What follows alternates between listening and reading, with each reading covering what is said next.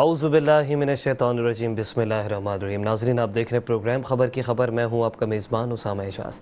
नाज़रीन, हुकूमत सिंध ने और महकमा ट्रांसपोर्ट ने बिलाखिर अवाम के बारे में सोच ही लिया है कि अवाम को हादसात से किस तरीके से बचाया जाए और किस तरीके से इन हादसात और इन वाक़यात से और इन हालात से निबर्दाज़मा हुआ जाए। इस हवाले से महकमा ट्रांसपोर्ट सिंध ने सिंध भर में अनफिट कमर्शल गाड़ियों के ख़िलाफ़ क्रैकडाउन का आगाज़ कर दिया है। शर्जील इनाम मेमन ने इस हवाले से कहा है कि अनफिट गाड़ियों की मौजूदगी ट्रैफिक हादसात में इजाफे का बायस बन रही है। एक अहम नुक्ता है जिसकी जानिब शर्जील इनाम मेमन ने निशानदेही की है, जबकि साथ ही साथ मशीनी खराबियों की वजह से ड्राइवरों और पैदल चलने वालों की जिंदगियां भी दाव पर लगी रहती हैं। शर्जील इनाम मेमन का ये भी कहना है और इस हवाले से एक नित नई हिकमत अमली अपनाई गई है कि फिटनेस सर्टिफिकेट जो है वो दिए जाएंगे और जिसके पास सर्टिफिकेट नहीं होगा उसको सर्टिफिकेट के लिए वक्त दिया जाएगा।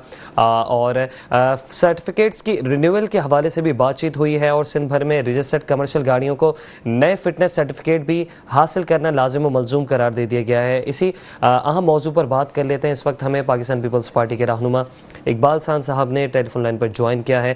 इकबाल साहब, सबसे पहले तो आपका बहुत शुक्रिया कि आपने वक्त दिया। इकबाल सान साहब, क्या समझते हैं सिंध में अनफिट कमर्शियल गाड़ियों के खिलाफ क्रैकडाउन की ज़रूरत कैसे और क्यों पेश आई? जी, बहुत शुक्रिया। अस्सलाम वालेकुम आपको और देखने वालों को, सुनने को, सबको सलाम। देखिए, आज शर्जील इनाम मेमन साहब ने जो सिंध स्पेशली शहर कराची में जो हादसा हो रहे हैं उस पर हुकूमत सिंध, जाहिर कोई भी हुकूमत हो तो इन सारे मामला से बरी जमा नहीं होती और कहीं ना कहीं उनको इन मामला पर नजरसानी करनी पड़ती है। देखिए, अभी हालिया दिनों में जो हेवी ट्रैफिक के हवाले से मामला हुए उसमें आपने देखा होगा कि बड़ी तनकीद की गई पीपल्स पार्टी गवर्नमेंट पर और पीपल्स पार्टी ने उसको खंदा पेशानी से कबूल भी किया। आपने असल में प्रॉब्लम इधर हमें यह है कि जहां हम ये देखते हैं कि सिंध में ट्रांसपोर्ट के हवाले से जो एहतजाज मुख्तलिफ मौके पर जब ट्रांसपोर्टर के खिलाफ कार्रवाई होती है, ट्रैफिक वालों के खिलाफ कार्रवाई होती है तो एहतजाज का रास्ता इख्तियार करते हैं। उसमें आयल टैंकर हजरात होते हैं, वाटर टैंकर वाले होते हैं, उसमें डंपर लोडर वाले होते हैं, ये सब एहतजाज की तरफ चले जाते हैं और कहीं ना कहीं जो रोजमर्रा की जिंदगी है उसको गुजारने के लिए, उसके मामला को चलाने के लिए हुकूमतों को और शहरियों को भी तकलीफ का सामना करना पड़ता है। ये जो एहतजाज का हमारे सूबे में या हमारे मुल्क में जो रिवायत है वो रिवायत मैं समझता हूँ कि हर उस इक़दाम जो होता है जो आवाम की फलाह और बहबूद के लिए होता है उसमें कहीं ना कहीं रुकावट का सबब बनता है। जहाँ तक ट्रांसपोर्ट के मेंटेनेंस के सर्टिफिकेट की बात की गई है, मैं समझता हूँ कि यहाँ तो इस बात पर भी गौर हो रहा है कि जनाब अली जो ड्राइवर हजरात हैं उनकी फिजिकल हेल्थ और मेंटल हेल्थ के बारे में भी तबसरा तजिया हो रहा है, बातचीत हो रही है कि शायद ऐसा भी कोई कानून बनाया जाए कि जहां लोगों की फिटनेस के हवाले से यानी कि मेंटल फिटनेस के हवाले से भी बात की जाए। और कहीं ना कहीं ये भी देखा गया है कि बहुत सारे ड्राइवर जो है नशे की हालत में होते हैं और गाड़ी ड्राइव कर रहे होते हैं। बहुत सारे ड्राइवर ऐसे भी होते हैं 24 घंटे सोए नहीं होते। और साथ ही जहाँ हैवी ट्रैफिक वालों की कसूर है वहीं हमने देखा है कि ज्यादातर ये जो हादसा हैं इनमें मोटरसाइकिल वाले हजरात जो है इसका निशाना बनते हैं। और दो हादसा का मोमेश मेरे साथ भी हुए हैं ऐसे, जहाँ मोटरसाइकिल वाले हजरात जो है रात के अंधेरे में न उनकी अगली लाइट होती है न पिछली लाइट होती है और बाज़ दफ़ा वो नजर नहीं आते और वो हादसे का शिकार हो जाते हैं। तो ये जो दोस्त होते हैं जो अपनी मोटरसाइकिल को मेंटेन नहीं करते और मोटरसाइकिल को भी इस तरह बेरारबी से चलाते हैं जो उनकी अपनी जान की दुश्मन बन जाती है। तो कहीं ना कहीं मिलजुल कर हम सबको इस मसले का हल निकालना है। हुकूमत सिंध संजीदा है और संजीदगी का अमल यह है कि हुकूमत सिंध सख्त इक़दाम करने के लिए भी तैयार है। इंशाअल्लाह आप देखेंगे कि कुछ दिनों में इस पर बहुत अच्छे तरीके से अमल दरामद भी हो जाएगा। अच्छा, इकबाल सान साहब, ये बताइएगा कि दीगर सूबों में रजिस्टर्ड जो कमर्शियल गाड़ियां हैं वो मुस्तकिल तौर पर सूबे सिंध में ही क्यों चल रही हैं? सॉरी, आपकी आवाज़ नहीं आई। इकबाल सान साहब, मैं ये अर्ज कर रहा हूँ कि दीगर सूबों में रजिस्टर्ड जो कमर्शियल गाड़ियां हैं जो दूसरे सूबों में रजिस्टर्ड हुई हैं वो मुस्तकिल तौर पर सूबा सिंध में क्यों चल रही हैं, क्यों नकलो हरकत कर रही हैं? देखिए, सूबा सिंध का जो सबसे बड़ा शहर है, बल्कि पाकिस्तान का जो सबसे बड़ा शहर है कराची है। कराची में रोजगार के मौके ज्यादा हैं और कराची ऐसा शहर है जो सबको पालता है और ये ऐसा शहर है जहाँ पूरे मुल्क से लोग अपने लिए रोजगार तलाश करने आते हैं। शायद ये भी एक बड़ी वजह है कि हम अपने नंबर्स भी जो है व्हीकल्स के नंबर, लोगों के नंबर भी मुकम्मल करने में कामयाब नहीं होते। यहाँ हमें ये देखना पड़ेगा कि ये जो व्हीकल्स हैं जो बैरून सूरत से आते हैं, लेकिन हम उनको रोक तो नहीं सकते, तो पाकिस्तान का पार्ट है, लेकिन जाहिर है अब उनके ट्रांसपोर्ट का इस्तेमाल शहर कराची में ज्यादा है, उनका रोजगार यहाँ ज्यादा है, तो मैं समझता हूँ कि वो यहाँ कराची का रुख करते हैं और हम उनको रोकना भी मुनासिब बात नहीं है।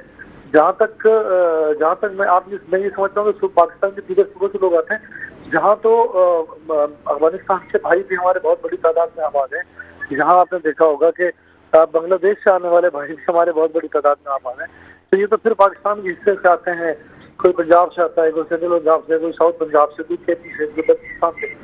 आप उनको रोक नहीं सकते, लेकिन ये जरूर है कि हम उनकी गाड़ियों की मेंटेनेंस को चेक करें, हम उनकी रजिस्ट्रेशन को चेक करें और आया कि वो जो ड्राइवर हजरात हैं, आया कि उनकी फिजिकल मेंटल हेल्थ कैसी है उसको चेक किया जाए, ताकि हादसा में खातिर ख्वाह जो है वो फर्क आ सके। अच्छा इकबाल खान साहब, फिटनेस सर्टिफिकेट फराहम करने का जो मौजूदा निज़ाम है, आप क्या समझते हैं उसमें क्या क्या खामियां देख रहे हैं? देखिए, मैं समझता हूँ कि निज़ाम तो बेहतर है, कानून तो बेहतर है, इम्प्लीमेंट की जरूरत है। इम्प्लीमेंट में जब हम देखते हैं कि जो कंसर्न डिपार्टमेंट है उसके अफसरान या उसके महकमे के जो मुलाजमीन है, जो आला हुकाम है, जो इसके करता धरता है, वो अपने काम को ईमानदारी से दिलजोई से करें, तो मैं समझता हूँ कि मसाइल हल हो जाएंगे। कानून मौजूद है, कानून पर इम्प्लीमेंट जिस तरह होना चाहिए, शायद उसमें कहीं कमी कोताही है, उसमें कहीं गुंजाइश बाकी है जो कि हम ठीक कर सकते हैं। अच्छा इकबाल खान साहब, नए जो फिटनेस सर्टिफिकेट्स हैं उसमें क्या कोई सिक्योरिटी फीचर्स शामिल किए गए हैं? क्या क्यू कोड वगैरह का उसमें इस्तेमाल जो है वो किया गया है? जाहिर है डिजिटलाइज टाइम आ चुका है, हम थोड़ा उसमें वैसे ही पीछे हैं। तो शजील निज़ाम मेमन साहब ने अपने प्रेस कॉन्फ्रेंस में वाज़ेह तौर पर सब बता दिया है और मैं समझता हूँ कि जो आगे इम्प्लीमेंट होने जा रहे हैं उसका इम्प्लीमेंट जब हो जाएगा तो इंशाल्लाह उसका फर्क आपको वाज़ेह तौर पर नजर आएगा। अच्छा इकबाल खान साहब, सिंध हुकूमत के इस इकदाम से ट्रैफिक हादसात में किस हद तक आइंदा आने वाले वक्तों में आप कमी देख रहे हैं? देखिए, अल्लाह से दुआ करते हैं कि हादसात हों ही ना, और उम्मीद करते हैं कि काफी हद तक कमी हो जाएगी।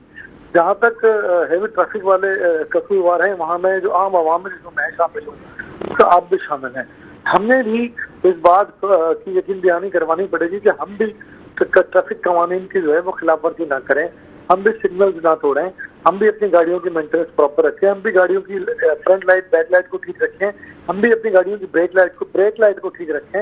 और मोटरसाइकिल वाले हजरात जो हैं, जो इसका ज्यादा शिकार होते हैं, और मैं समझता हूँ कि वो एक मोटरसाइकिल जो अभी 2 दिन पहले मेरे अपने फैमिली मेंबर्स का एक्सीडेंट हुआ, 3 लोग एक बाइक पर थे, एक मौके पर हलाक हो गया, 2 जख्मी हैं। तो ये सब हम सब माशरे का हिस्सा है, हम सब इन बातों को झेलते हैं। तो हमें चाहिए कि हम भी ऐसे इकदाम करेंगे जिससे हमारे जान महफूज हो, किसी का बेटा, किसी का बाप, किसी का भाई। हम अपनी फैमिली को तकलीफ देते हैं जो बाइक चलाने वाले हजरात हैं। मेरी उनसे गुजारिश है खुदा के लिए कि आप बाइक चलाते हुए मोहतात रहें, हेलमेट का इस्तेमाल करें, रात के मौके पर गाड़ी की light, front light, back light आपकी जलती हुई नजर आनी चाहिए, ताकि कोई भी ऐसी गाड़ी, चाहे आगे से आने वाली गाड़ी हो या पीछे से आने वाली गाड़ी हो, वो आपको देख सके, आप उनको नजर आ सके। और बगैर हेलमेट के मोटरसाइकिल चलाने वाले, खुदा न खास्ता कहीं ऑयल होने की सूरत में, कहीं बारिश की वजह से, सड़कों की गीले होने की वजह से वो स्लिप हो जाते हैं। तो मैं ये समझता हूँ कि वो अगर हेलमेट होता है उनके साथ, तो मैं समझता हूँ उनकी जान महफूज रहती है। छोटी मोटी जख्म आते जरूर है, लेकिन जान उनकी महफूज रहती है। तो मैं हमेशा इस बात की तरफ मुझे बड़ी फिक्र रहती है कि जो हमारे मोटरसाइकिल चलने वाले हजरात हैं वो जो है इन हादसा से बच सकें। तो मेरी बहुत मोहतबाना गुजारिश है मोटरसाइकिल वाले दोस्तों से। अच्छा इकबाल खान साहब, अक्सर मुताल्लिका महकमे कार्रवाई करते हैं, जाली ड्राइविंग लाइसेंस पकड़े जाते हैं, तो ये जो जाली ड्राइविंग लाइसेंस के हामिल जो ड्राइवर्स हैं, लाजमी सी बात है कि वो भी जो है कानून तोड़ रहे हैं। अब मुस्तनद ड्राइविंग लाइसेंस की बात होती है तो क्या लगता है ये जो मुस्तनद ड्राइविंग लाइसेंस जो है जिसे लाजमी करार दे दिया गया है, इसके फ़वाइद क्या होंगे? देखिए, जाली लाइसेंस, जाली काम करने वाले तो हर सूरत जाली काम करते हैं। यहाँ तो आप जाली लाइसेंस की बात करते हैं, हमारे शहर में तो जाली गाड़ियां भी आ जाती हैं, हमारे शहर में तो बहुत कुछ जाली हो जाता है। लेकिन जाली लाइसेंस की बात है तो जाली लाइसेंस कोई भी शख्स यहाँ पर बड़ी आसानी से हमारे यहाँ बनाता है, लेकिन जब उसका मैकेनिज्म बन जाए, लाइसेंस जब ओरिजिनल है तो वो सेंट्रलाइज है। जब वो सेंट्रलाइज है, लाइसेंस ऑफिस में कोई जाके अपना लाइसेंस बनाता है और किसी प्रिंटिंग मशीन पर अपना लाइसेंस बनाता है तो अलग अलग बातें हैं। जब इलेक्शन लाइसेंस ऑफिस में जाता है तो उसके सारे लवाजमात उसको फेस करने पड़ते हैं जो लाइसेंस के वसूल के लिए करने चाहिए। तो जब ये ऐसा हो जाता है तो मैं समझता हूँ कि उसी को हम जेन्युइन लाइसेंस कहते हैं, और जो घर बैठे लाइसेंस बनाने की कोशिश करते हैं शायद उसको हम जाली लाइसेंस की तौर पर याद करते हैं। तो मैं ये समझता हूँ कि जो भी गुफ्तगू आप निकालें उसमें कहीं ना कहीं माशरती बुराई जरूर शामिल है। तो उस माशरती बुराई का हम सब पार्ट हैं। हम सबको मिलकर इस माशरती बुराई से बचना पड़ेगा। इसको दुरुस्त करने के लिए हम सबको अपने आप पर काबू करना पड़ेगा। हुकूमतें अपना अमल करती हैं, लेकिन हम बाहैसियत माशरा, बाहैसियत अवाम शायद हम उस तरह कवानीन पर अमल नहीं करते और हम उसे अवॉइड करते हैं। जो कवानीन हमें बताए गए, दिखाए गए, सुनाए गए, हम उस पर इम्प्लीमेंट नहीं करते। हम सड़क पर खड़े होकर ट्रैफिक वार्डन से लड़ जाते हैं जो ट्रैफिक को कंट्रोल करने की कोशिश करता है। हम सड़क पर खड़े होकर पुलिस से लड़ जाते हैं जो आपकी चेकिंग के लिए आपको रोकता है। हम सड़क पर खड़े होकर उस पुलिस अफसर से लड़ जाते हैं जो आपके ब्लैक शीशे पर आपसे बात करता है। तो बहुत सारी बातें हैं जो हमारे अंदर मौजूद हैं, जो हमें ठीक करने की जरूरत है। हुकूमतों को अपना काम करना चाहिए और कर रही हैं। हुकूमतें इम्प्लीमेंट करने की कोशिश करती हैं तो शायद इस शहर की आवाम या इस मुल्क की आवाम ही उसको बर्दाश्त नहीं कर पाती। तो हमने अदम बर्दाश्त मौजूद है, उसको भी हमें दूर करना चाहिए। हम माशरे का हिस्सा हैं। जब हम चाहेंगे माशरा ठीक करना, हम हर आदमी, हमसे मुराद हर वो शख्स जो इस शहर में रहता है, अगर वो तय कर ले कि हम माशरे को ठीक करना है और हम उसका हिस्सा है, हम ठीक होंगे तो माशरा ठीक हो जाएगा। तो मैं ये समझता हूँ कि इंशाअल्लाह कभी भी ये बुराई जो है दोबारा जन्म नहीं लेगी। हम बहसियत कौम जो है हमें ठीक होने की बड़ी जरूरत है। सर, महकमा ट्रांसपोर्ट सिंध एक बहुत बड़ा इकदाम उठाने जा रही है। अनफिट गाड़ियों के खिलाफ जो कार्रवाई होने जा रही है किसी चैलेंज से कम नहीं है। तो अगरचे शरपसंद अनासर जो है अगर वो मज़ाहमत करते हैं तो इस मज़ाहमत से किस तरीके से निपटा जाएगा, इस हवाले से कोई पॉलिसी मुरतब की गई है? तो देखें, यहाँ तो मैं आपको बिल्कुल दो अल्फाज में वाज़े तौर पर बता दूं, कार्य सरकार में जो भी मदाखलत करेगा कानून उसको सख्ती से निपटेगा। मतलब जीरो टॉलरेंस पॉलिसी होगी इकबाल साहब? बिल्कुल, बहुत सख्त पॉलिसी होगी। आपने देखा होगा महाजिर कौमी मूवमेंट के जो चेयरमैन आफाक अहमद थे, उन्होंने इश्तियाल अंगेज गुफ्तगू की जिसका नुकसान इस शहर को हुआ। ये शहर दोबारा खुदा न खास्ता उस लसानी फसाद की तरफ जाते जाते बच गया। ये छोटी छोटी गलतियां होती हैं जो शायद इस शहर के सियासी निजाम करते हैं। तो हमें चाहिए कि हम उन गलतियों से अवॉइड करें और हमें ऐसी कोई बात ना करें। उनके स्टेटमेंट के बाद उनको सख्ती के साथ उनको गिरफ्तार किया गया, कानून के मुताबिक उनके ऊपर FIR दर्ज हुई और अब उस पर कार्रवाई भी जारी है। अदालत के हाथ में, अदालत क्या करती है? हुकूमत सिंध कार्य सरकार में मुदाखलत करने वाले किसी भी शख्स को आसानी से छोड़ेगी नहीं। अच्छा इकबाल सान साहब, आखिरी सवाल आपसे लेना चाहूँगा। जिस चीज़ का भी आपने जिक्र किया इश्तियाल अंगेज़ तकरीर का, तो वो तो मामला जो है वो कोर्ट में अभी इस वक्त ज़ेर इल्तवा है। लेकिन हम देख ही रहे हैं कि आए रोज़ जो है वो ट्रैफिक हादसा बढ़ते जा रहे हैं। अब से कुछ देर कबल भी कराची के बहुत एक मारूफ जगह है जिसे गुलशन वसीम या प्याला होटल के नाम से जाना जाता है, वहाँ पर भी एक ट्रैफिक हादसा हुआ है कि टैंकर रिवर्स करते हुए अभी बच्चे को कुचल दिया है और वो इस दारे फानी से कूच कर गया। सर, ये सब चीज़ें रोकने के हवाले से आप क्या समझते हैं? क्या पुलिस की तादाद बढ़ा देनी चाहिए या ट्रैफिक पुलिस के एहलकार बढ़ा देने चाहिए? इस हवाले से क्या होना चाहिए? देखिए, यहाँ आपको देखना पड़ेगा कि शहर में जो अगर इसको सही गिना जाए तो 3.5 से 4 करोड़ की आबादी है। ठीक है, जो कम गिनी गई। तो 3.5-4 करोड़ की आबादी में आप 50 लाख जो है ट्रैफिक वार्डन तो नहीं आप डिप्लॉय कर सकते ना जी। तो मैं समझता हूँ कि सुबह इसको अफोर्ड ही नहीं करता। जहाँ तक ये वाली बात है कि जब हम ये जो ट्रक रिवर्स कर रहा है तो यहाँ पर यकीनन उस ट्रक ड्राइवर को, उस ट्रक के मेंटेनेंस को, क्या ट्रक ड्राइवर जब रिवर्स कर रहा था तो क्या उसको कोई गाइड कर रहा था? क्या उसका कोई कंडक्टर या क्लीनर जिसको हम कहते हैं वो उसको सपोर्ट में था या नहीं था? क्योंकि जो ट्रॉले या ट्रक होते हैं, टैंकर होते हैं, तो वो उनको रिवर्स में कुछ नजर नहीं आता। क्या उनके पास बैक कैमरा मौजूद था या नहीं था? ये सारी बातें मैटर करती हैं कि मौके वारदात पे क्या हुआ, कौन लोग थे, कौन इसको लुकअप करें, कौन इसके इन्वेस्टिगेट करें। तो कहीं ना कहीं मैंने कहा ना, कानून है, इम्प्लीमेंट की जरूरत है और बहैसियत कौम, बहैसियत माशरा हम इम्प्लीमेंट करवाने के लिए हमें गवर्नमेंट का सपोर्ट भी करना चाहिए। ठीक है इकबाल सान साहब, बहुत शुक्रिया, आपने प्रोग्राम के लिए अपना कीमती वक्त दिया। और सिंध हुकूमत ने एक बहुत बड़ा इकदाम जो है वो अब उठा लिया है और गाड़ियों के जो फिटनेस सर्टिफिकेट्स हैं उसके हवाले से एक वाज़े और नई स्ट्रेटजी और पॉलिसी बनाई गई है। अब देखना ये होगा कि महकमा ट्रांसपोर्ट सिंध इस पर किस हद तक अमल दरामद करवाता है। नाज़रीन, यह वक्त हुआ एक ब्रेक का। ब्रेक के बाद फिर हाजिर होते हैं। नाज़रीन, welcome back after short break. और अब बात करेंगे आज सिटी कौंसिल के होने वाले इजलास के हवाले से, जिसमें कराची के तलबा जो है वो सरापा एहतजाज दिखाई दी और बहुत अरसे के बाद जो है कराची के तलबा जो है वो इस तरीके से शऊर के साथ जो है वो अपने मुतालबात के लिए निकले हैं और सड़क पर भी निकले और साथ ही साथ जो है सिटी कौंसिल जो है वहाँ पर उन्होंने अपना एहतजाज भी जो है वो रिकॉर्ड करवाया है।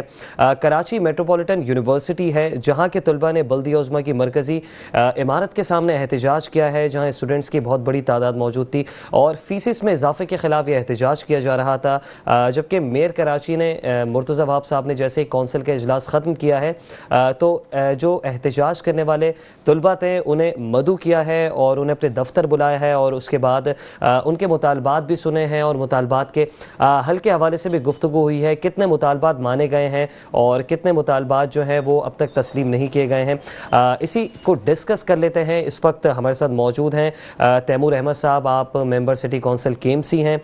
तैमूर अहमद साहब, सबसे पहले तो बहुत शुक्रिया। ये बताइएगा KMTC के तलबा, जब KMTC का जो नया नाम है वो कराची मेट्रोपॉलिटन यूनिवर्सिटी हो चुका है, अब जामिया का दर्जा इसे दे दिया गया है, आप क्या समझते हैं फीसों में जो इजाफा हुआ है इससे तालीम पर किस हद तक बोझ पड़ेगा? जी बहुत शुक्रिया उसामा साहब, पहले तो आपने मदू किया और इस मौजू के ऊपर यानी स्टूडेंट्स का जो इशू है वो आज सिटी काउंसिल में एहतजाज भी कर रहे थे, इसके हवाले से प्रोग्राम के अंदर इसको जगह दी।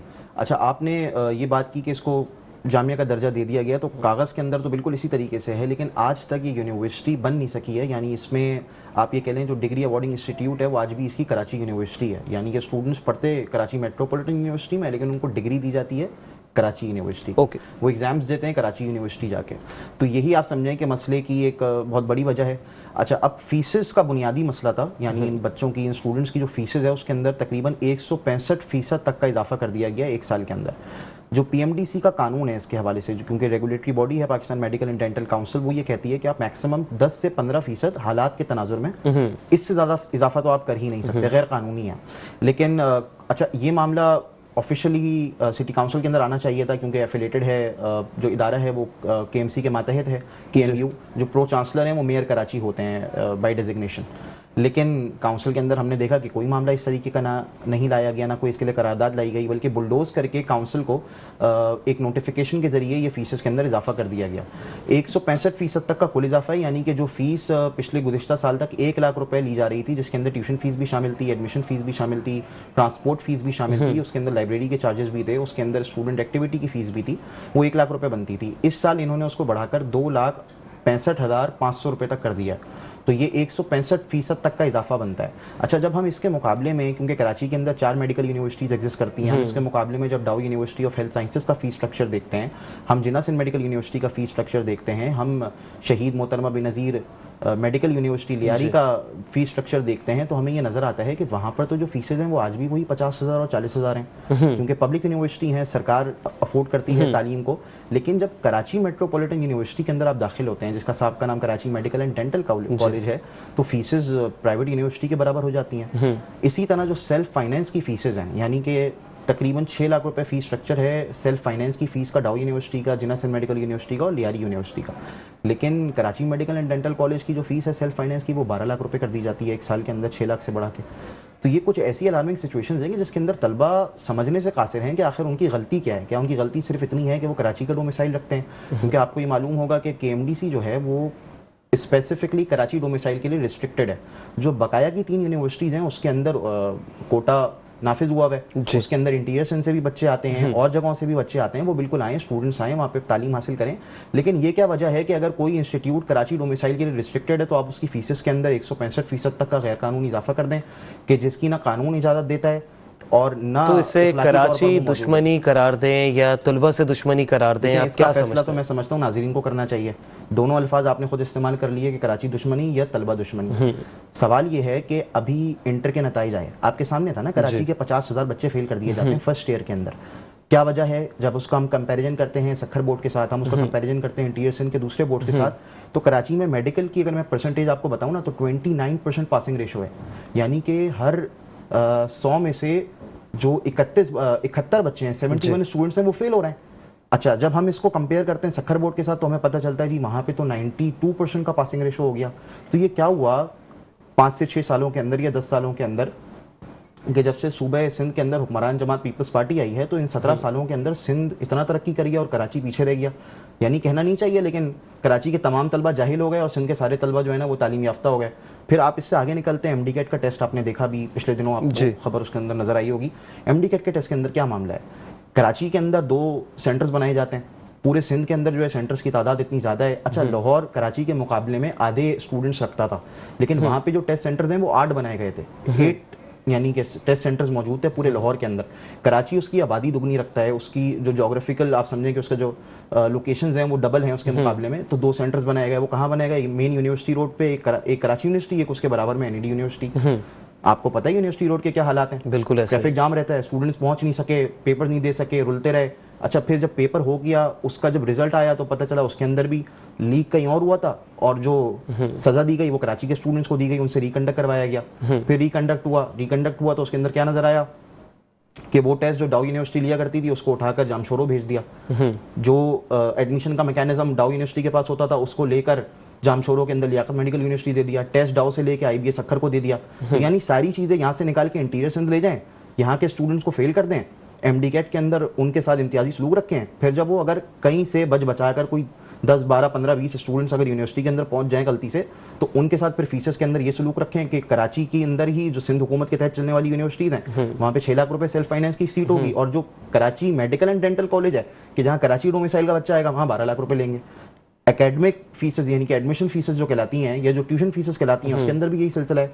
38,000 रुपए फीस है जनरल मेडिकल यूनिवर्सिटी की, 22 या 23,000 रुपए फीस है डाउ यूनिवर्सिटी की। तो Karachi medical and dental college में किस हैसियत से आप 70,000 या 80,000 रुपए चार्ज करते हैं?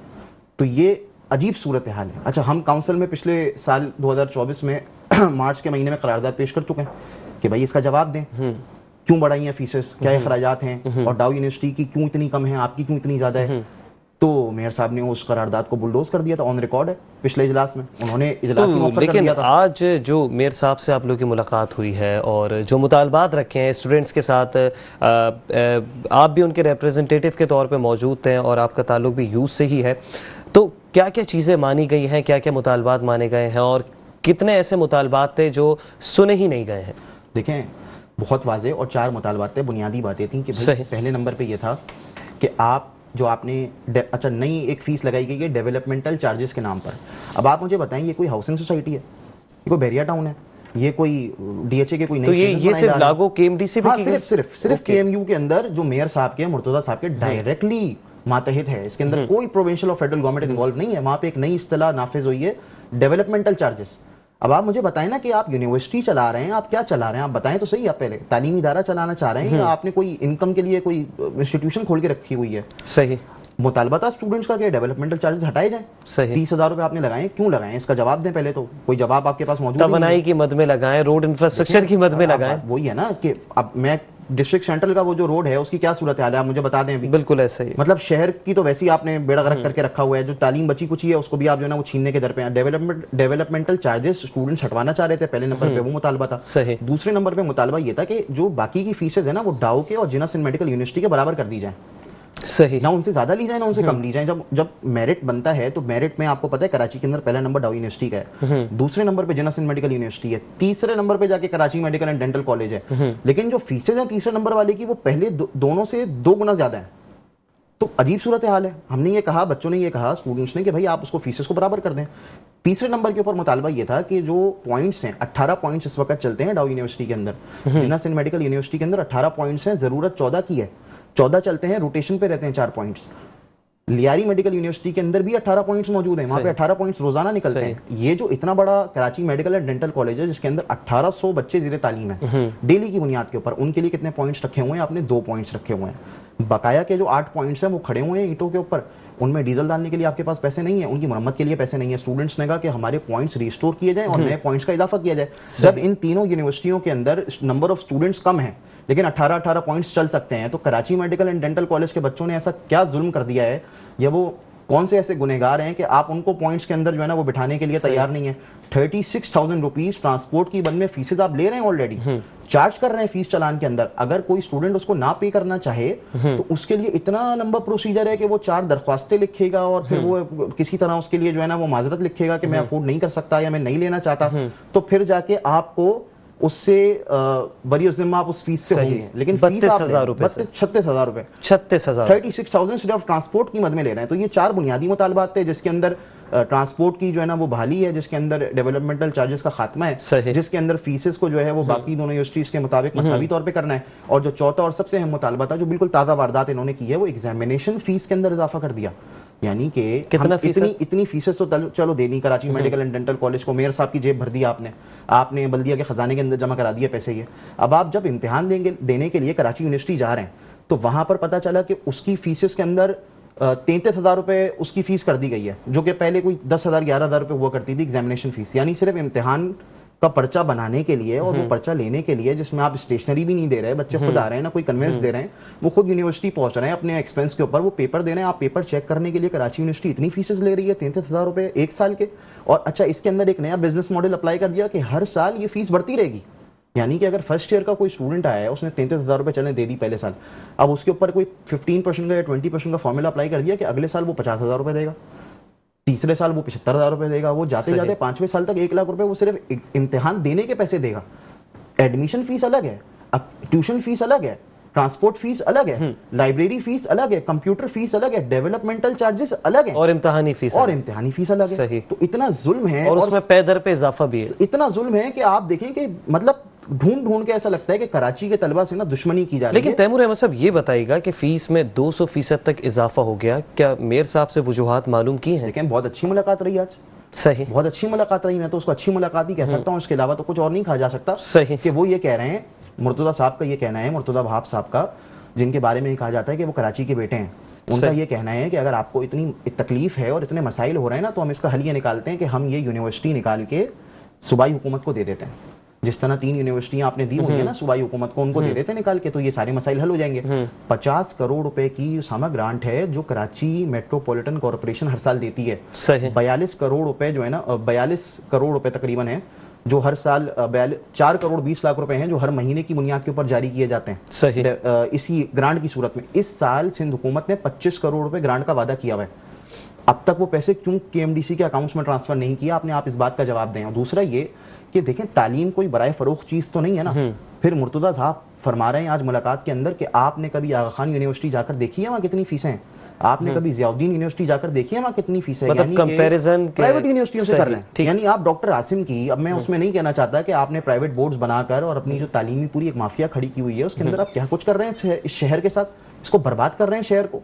और फिर आप कंपैरिजन करते हैं कि आप जाके ज़ियाउद्दीन यूनिवर्सिटी अगर 10 लाख रुपए फीस ले रहे तो उसके मुकाबले में आप अपनी 2 लाख रुपए फीस को जस्टिफाई कर रहे हैं। इस बात का आपके पास कोई जवाब नहीं है कि डाउ यूनिवर्सिटी जब 40,000 रुपए में वही तालीम दे सकता है और चले हम कंपैरिजन कर लेते हैं ना, जो यूनिवर्सिटीज हुकूमत सिंध के मातहत हैं उनसे अगर हम कंपैरिजन करें तो क्या लगता है, क्या ये जो इजाफा किया गया है दीगर यूनिवर्सिटीज़ के मुकाबले में KMU के साथ, इनके स्टूडेंट्स के साथ, इनकी फीसिस में, चाहे वो इम्तहानी फ़ीस हो, डेवलपमेंट चार्जेस हो, क्या ये जायज़ है? देखें, ये खुली तालीम दुश्मनी, कराची दुश्मनी और तलबा दुश्मनी है।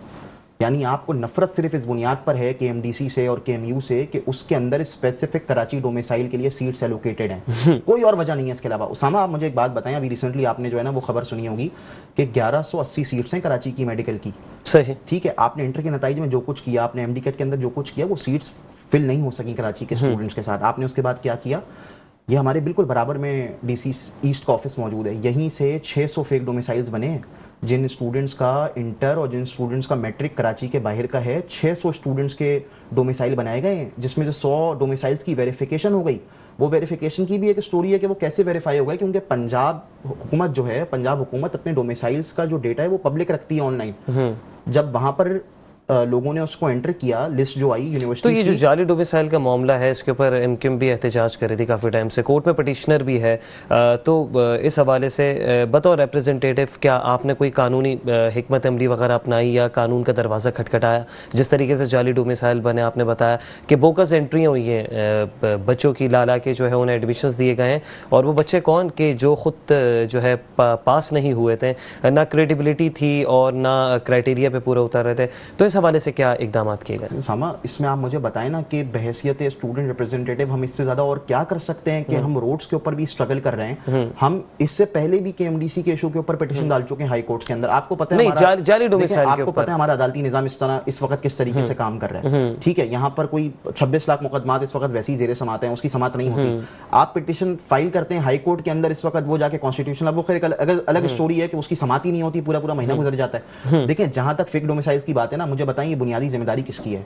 ये जिम्मेदारी प्रोविंशियल गवर्नमेंट की है ना। 18th अमेंडमेंट के बाद तमाम तालीमी मामला सूबों को मुंतकिल हो चुके हैं। आप ये बताएं कि आपने जितने भी जाली डोमिसाइल बनाए, ये सारे आपने कराची के अंदर क्यों बनाए? आप क्यों जाली डोमिसाइल नहीं बनाते इंटीरियर के अंदर?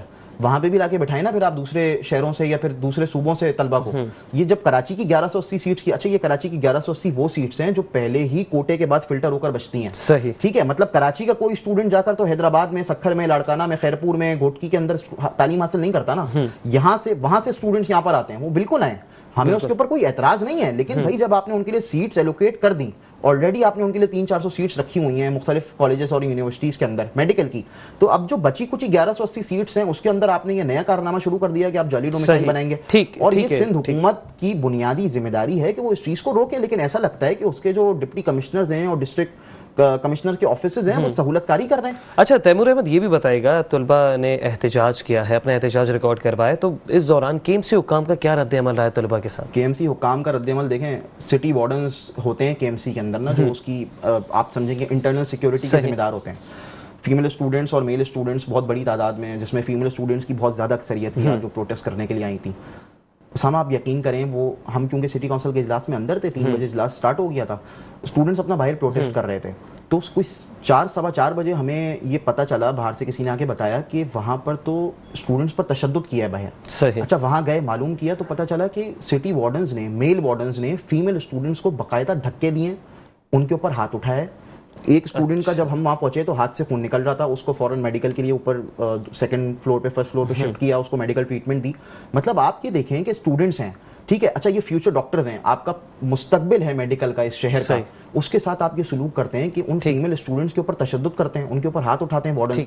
मुर्तज़ा साहब को हमने जब ये मामला बताया तो वो हंसते हुए कह रहे हैं कि अच्छा ठीक है, देख लेते हैं, उनको सस्पेंड कर देते हैं। चले ठीक है। तो उनकी सस्पेंशन भी वार्डन्स की अभी तक मुकम्मल नहीं की उन्होंने। ज़बानी तौर पे तो वादा कर दिया कि मैं सस्पेंड कर दूंगा, लेकिन अभी तक नोटिफाई नहीं किया उन्होंने। तो हमारा तो यही मुतालबा है कि सबसे पहले उन वार्डन्स के खिलाफ कार्रवाई करें, उनको सस्पेंड करें और उनके खिलाफ इंक्वायरी बैठाएं कि आखिर वो किस हैसियत से एक फीमेल स्टूडेंट के ऊपर हाथ उठा सकते हैं। ठीक है तैमूर अहमद साहब, बहुत शुक्रिया, आपने प्रोग्राम के लिए अपना कीमती वक्त दिया। तो नाजरीन, ये थी सूरत हाल आज सिटी कौंसिल के जब इजलास हो रहा था उसके बाहर, जिस तरीके से तलबा ने एहतजाज किया फ़ीसों में कमी के लिए, और जिस तरीके से फ़ीसेस में पैदर पे इजाफा किया गया है। दीगर यूनिवर्सिटीज़, मेडिकल यूनिवर्सिटीज़ जो कि हुकूमत सिंध के मातहत हैं, उसकी फ़ीसेस में, और जो KMC के अंडर कराची मेट्रोपॉलिटन यूनिवर्सिटी आती है, उसकी फ़ीस में अगर मवाजना देखा जाए तो बात जो है वो कोई लाखों का डिफरेंस दरमियान में आ रहा है। जब तलबा एहतजाज करते हैं सिटी कौंसिल के जब इजलास हो रहा होता है तो फिर वार्डन्स आके उन पर बेदरीक तशद्दुद भी करते हैं। तो इस हवाले से